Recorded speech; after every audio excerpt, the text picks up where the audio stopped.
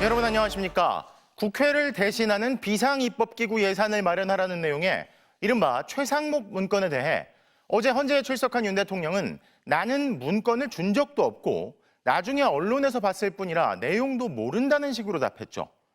국회에서 증언한 최상목 대행의 말을 부정한 겁니다. 그런데 해당 문건과 관련해 검찰 조사를 받은 최상목 대행의 진술 조서를 헌재가 이미 확보해 들여다보고 있던 것으로 확인됐습니다. 최 대행은 검찰에서도 대통령의 지시로 알고 문건을 실무자에게 전달받았다는 취지로 진술했다는데 윤 대통령은 어제도 계속 발뺌만 한 겁니다. 유서영 기자의 단독 보도입니다. 국가 비상입법기구 관련 예산을 편성하라는 지시가 담긴 이른바 최상목 문건. 헌법재판소가 최상목 대통령 권한대행의 검찰 참고인 진술조서를 증거자료로 확보해 검토 중인 걸로 MBC 취재 결과 확인됐습니다. 최 대행은 앞선 검찰 조사에서 윤 대통령의 지시로 알고 실무자로부터 비상입법기구 관련 문건을 받았다는 취지로 진술한 걸로 알려졌습니다. 최 대행의 국회 증언과도 일치합니다. 대통령이 들어가시면서 제 이름을 보시더니 저 참고 자료 이거 참고하라고 하면서 하니까 옆에 누군가가 전 잘 모르겠어요. 누군가가 저한테 자료를 하나 줬습니다. 해당 문건은 윤 대통령이 12.3 비상계엄으로 국회를 해산하고 반헌법적인 별도의 입법기관을 만들려고 시도한 것을 뒷받침하는 강력한 물증으로 꼽힙니다. 헌법재판관의 첫 질문이기도 했는데 윤 대통령은 준 적도 없다고 했습니다. 저는 이걸 준 적도 없고 그리고 나중에 이런 계엄을 해제한 후에 한참 있다가 언론에 이런 메모가 나왔다는 것을 기사에서 봤습니다. 하지만 최 대행은 국회는 물론 경찰 조사에서도 또 검찰 조사에서도 비상입법기구와 관련한 내용은 윤 대통령 지시였다고 반복해 밝히고 있습니다. 비슷한 문건을 받았다는 국무위원은 또 있습니다. 오늘 국회에 나온 조태열 외교부 장관은 계엄 이후 조치해야 할 지시사항이 담긴 문건을 윤 대통령으로부터 직접 받았다고 했습니다. 본인이 대통령으로부터 직접 쪽지를 받은 것은 맞다. 맞습니다. 윤 대통령이 최상목 문건 작성자로 지목한 김용현 전 국방장관도 본인이 작성했다고 주장하면서도 대통령이 최상목 당시 기재부 장관에게 준비하고 검토하라고 준 것이라며 문건의 최종 승인권자로 윤 대통령을 지목하고 있습니다. 윤 대통령과 김 전 장관은 내일 오후 2시 윤 대통령 탄핵심판 4차 변론기일에서 피청구인과 증인으로 마주할 예정입니다. MBC 뉴스 유서영입니다. 오늘 국회 국정조사특위에선 정치인들을 체포하라고 지시한 적 없다는 윤석열 대통령의 주장을 무력화시키는 진술들이 쏟아졌습니다. 홍장원 전 국정원 1차장은 윤 대통령으로부터 싹 잡아 정리하라는 지시를 받았다고 말했고 곽종근 전 특수전사령관도 윤 대통령의 체포 지시는 분명한 사실이라고 밝혔는데요.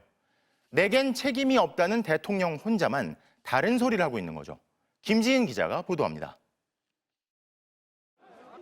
12.3 비상계엄 선포 1시간여 만에 국회엔 무장 군인들이 들이닥쳤습니다.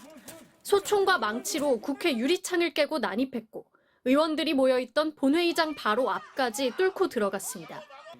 정치인들을 체포하라는 윤석열 대통령의 지시가 있었다는 폭로가 이어졌지만 윤 대통령은 헌법재판소에 나와 그런 적이 없다며 대놓고 부인했습니다. 국회의원들을 끌어내라고 지시한 적이 있으십니까? 없습니다. 그런데 하루도 지나지 않아 국회에서 정면 반박하는 발언이 쏟아졌습니다. 홍장원 전 국정원 1차장은 12월 3일 밤 10시 53분쯤 대통령으로부터 전화를 받았다고 밝혔습니다. 이번에 다 잡아들여서 싹 다 정리해라. 근데 그때 목적어가 없었습니다. 그래서 어느 누구를 그렇게 해야 되는지까지 잘 몰랐고. 누구를 체포하라는 건지 체포 대상인 목적어는 그 다음에 걸려온 여인영 당시 방첩사령관의 전화에서 확인할 수 있었습니다. 우원식 국회의장, 국민의힘 한동훈 당시 대표, 더불어민주당 이재명 대표 등 14명에 달하는 체포 명단이었습니다. 이 명단을 보고 홍 전 차장은 도무지 이해가 안 갔다고 했습니다. 위원장님 집에 가셔서 편안하게 가족들하고 저녁 식사하고 TV 보시는데 방첩사 수사관과 국정원 조사관들이 뛰어들어서 수갑 채워서 벙커에 갖다 넣었다. 그러면 안 되는 거 아닙니까? 홍 전 차장은 이 같은 행태가 북한에서나 일어나는 거라고 말했습니다. 그런 게 매일매일 일어나는 나라가 하나 있습니다. 어디? 북한 보위부. 곽종근 전 육군 특수전 사령관도 윤석열 대통령의 체포 지시는 분명한 사실이라고 말했습니다. 분명하게 제가 사실이라고 다시 한 번 더 말씀을 드리고 12.3 내란 사태를 밝힐 국정조사 첫 청문회에 윤석열 대통령은 끝내 모습을 드러내지 않았고 야당 주도로 동행명령장이 발부되자 여당은 대통령 망신주기라고 반발했습니다. MBC 뉴스 김지인입니다. 자, 이런 가운데 김건희 여사 문제가 다시 수면 위로 떠올랐습니다.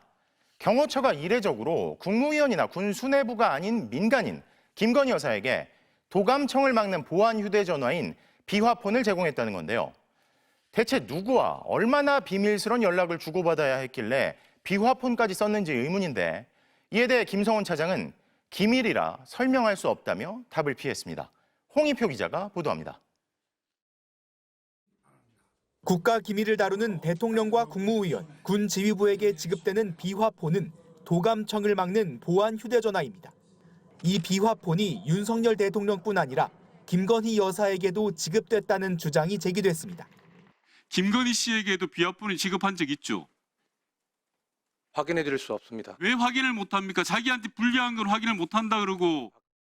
정권 초 김 여사에게 삼성 갤럭시 S20 모델 비화폰 한 대가 지급된 것으로 전해졌는데 경호처는 국회 질의를 받고도 경호 기밀 사항이 포함돼 있어 설명할 수 없다고만 답변했습니다. 김성훈 차장은 비화폰 기록 삭제를 지시했다는 의혹에 대해 기록은 자동 삭제돼 굳이 삭제를 지시한 적 없다고 주장했습니다. 지난 2023년 경호처 창설 60주년 기념식 때 열린 윤석열 대통령 생일 잔치를 두고선 국군 서울지구병원 간호장교와 55경비단 등 군 인력까지 동원했다는 지적이 이어졌지만 아무 문제가 없다는 입장을 고수했습니다. 서울지구병원 간호장교들 투입됐죠. 5경비단은 언론에 나왔고 90정보통신단 참여했죠. 저희가 경호처하고 경호부대 함께 하는 마음으로 외부 기획사를 동원해 행사를 하려면 몇억 원씩 들어가 어쩔 수 없이 직원들을 동원해 기획한 거라고도 해명했습니다. 여당은 과거 다른 대통령 때도 비슷한 일이 있었다며 윤 대통령과 경호처를 엄호했습니다. 노무현 전 대통령 생일 때도 녹전에서 경호처 직원들이 축하 공연을 했다. 이런 사진들이 있습니다. 의원님도 잘 아시겠지만 역대 정부마다 모든 행사가 있었죠. 앞서 민주당 박지원 의원은 김건희 여사가 작살로 잡은 생선이 맛있다고 말하자 김 차장이 작살로 생선을 잡는 장면을 촬영해 보여줬다는 의혹을 제기했습니다. 해명 기회가 생겼지만 김 차장은 일부 사실과 다르다면서도 구체적인 답을 피했습니다. MBC 뉴스 홍익표입니다. 작년 12월 3일 계엄 선포 직후 윤 대통령의 최측근인 이상민 전 행정안전부 장관이 소방청장에게 MBC 등 특정 언론사에 대한 단전과 단수에 협조하라는 지시를 했다는 증언을 전해드린 적 있죠. 여기에 추가적으로 이 전 장관의 지시가 어떻게 전달됐는지 구체적인 상황까지 드러났습니다.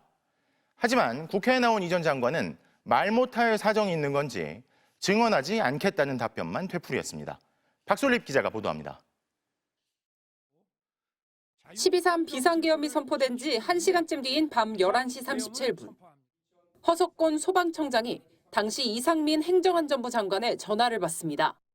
단전 단수 요청을 받은 게 있냐는 질문에 받은 게 없다고 답합니다. 그러자 이 전 장관은 MBC와 JTBC, 한겨레, 경향, 김어준의 뉴스공장을 언급하며 경찰이 요청하면 소방청이 적절한 조치를 하라고 했습니다. 이 통화 3분 뒤 소방청 차장이 서울소방재난본부장에게 전화합니다. 계엄 관련 경찰청에서 협조 요청이 오면 잘 협력해줬으면 좋겠다는 내용이었습니다. 또 10분 뒤 허 청장도 재차 서울과 경기 두 곳의 소방재난본부장에게 연락했습니다. 재난 대응에 만전을 기하고 상황 발생 시 즉시 보고해달라는 취지의 내용이었습니다. 이 전 장관 지시가 일사천리로 일선에 전달된 겁니다. 밤 11시 34분에는 이 전 장관이 조지호 당시 경찰청장에게도 전화합니다. 검찰 수사에서 윤석열 대통령이 조 청장에게 수차례 전화해 국회 들어가려는 국회의원들 다 체포해 잡아들여 불법이야. 다 포고령 위반이야라고 지시한 것으로 드러난 때였습니다. 이 전 장관은 조 청장에게 무슨 말을 했는지 밝히지 않았습니다. 포고령 위반이다. 자신 있게 국회의원들 끌어내려라라고 지시한 바 있습니까? 증언하지 않겠습니다. 단전단수 질문에도 같은 말만 되풀이했습니다. 언론사뿐만 아니라 성간이 단전단수 사전 계획한 바 있습니까, 증인? 증언하지 않겠습니다. 이 전 장관은 내란 혐의로 구속된 윤 대통령과 김용현 전 장관, 여인영 전 방첩사령관과 함께 충암고 출신입니다. 계엄 해제 당일 대통령 안가에 모인 4인방 중 한 명이기도 합니다. 또 재임 시절에는 대통령 경호처로부터 보안용 휴대폰인 비화폰을 지급받아 사용한 것으로도 드러나 계엄 당일 통화 기록은 베일에 쌓여 있습니다. 공수처는 최근 소방청장과 차장, 서울소방본부장을 소환 조사하고 이 전 장관의 지시 내용을 캐고 있습니다.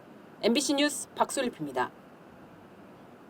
전해드린 것처럼 공수처는 오늘 대통령 관저와 대통령실에 대한 압수수색에 나섰습니다. 또 조사를 거부하고 있는 윤 대통령에 대해 강제 구인도 동시에 시도했는데요. 모두 무산됐습니다. 공수처 취재기자 연결합니다. 김상훈 기자, 경호처가 또 압수수색을 막아섰네요. 네, 그렇습니다. 공수처는 오늘 오전 10시 반부터 한남동 대통령 관저와 대통령실에 대한 압수수색을 시도했지만 끝내 불발됐습니다. 공수처는 오늘 압수수색에서 윤 대통령의 비화폰 서버 기록을 확보하려 했던 걸로 전해졌습니다. 비화폰은 통신사의 통화 기록이 남지 않고 녹음도 불가능한 보안 전화인데요. 공수처는 이 서버를 확보해 계엄 당일 윤 대통령의 통신 내역을 확인하고 국무회의 전부터 계엄 해제까지 윤 대통령의 지시가 어떻게 이뤄졌는지 살펴보려 했습니다. 특히 윤 대통령이 계엄 당일 오후 소집을 통보했던 이상민, 박성재, 김용현 등 장관 5명이 비화폰을 가지고 있었다는 점에서 비화폰 서버 기록은 윤 대통령의 내란 우두머리 혐의를 규명할 핵심 증거로 꼽힙니다. 경호처는 오늘도 군사상 공무상 비밀을 요하는 장소는 책임자 승낙 없이 압수수색을 할 수 없다는 형사소송법 110조와 111조를 근거로 들며 압수수색을 막았습니다. 책임자인 김성훈 경호처 차장이 내란 국정조사 특위에 나와 있던 상황이었는데요.